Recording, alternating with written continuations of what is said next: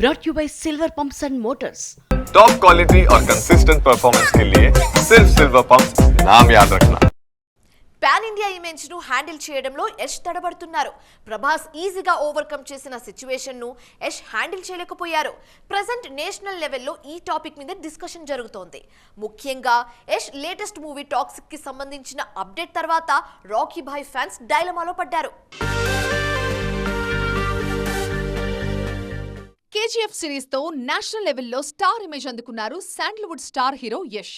ముఖ్యంగా KGF 2 India's biggest hit సరసన చేరడంతో యష్ మార్కెట్ కూడా అదే స్థాయిలో పెరిగిపోయింది. కానీ ఈ క్రేజ్ ని హ్యాండిల్ చేయడంలో రాకీ భాయ్ తడబడ్డాడన్న టాక్ వినిపిస్తోంది. పాన్ ఇండియా ఇమేజ్ సాధించిన తర్వాత ప్రభాస్ వరుసగా సినిమాలు కమిట్ అయ్యారు. రిలీజ్లు ఆలస్యమైనా ఎప్పుడూ ఏదో ఒక సినిమా అప్డేట్ తో వార్తల్లో ఉండేలా చూసుకున్నారు.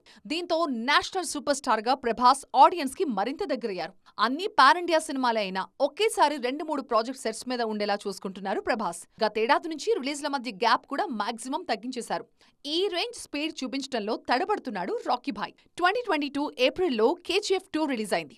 ఆ తర్వాత దాదాపు 2 ఏళ్ల పాటు కొత్త సినిమాకి కమిట్ అవ్వలేదు యష్. ఇప్పుడు 2 ఏళ్లుగా టాక్సిక్ షూటింగ్ జరుగుతున్నా ఆ సినిమాని 2026 మార్చ్లో రిలీజ్ అవుతుందని ప్రకటించారు. 4 ఏళ్ల తర్వాత యష్ కొత్త సినిమా రానుంది. ఒక స్టార్ కెరియర్లో ఈ టైంలో అంత గ్యాప్ కరెక్ట్ కాదు అంటున్నారు ఇండస్ట్రీ జనాలు. మరి ఈ విషయంలో యష్ స్ట్రాటజీ ఏంటో చూడాలి.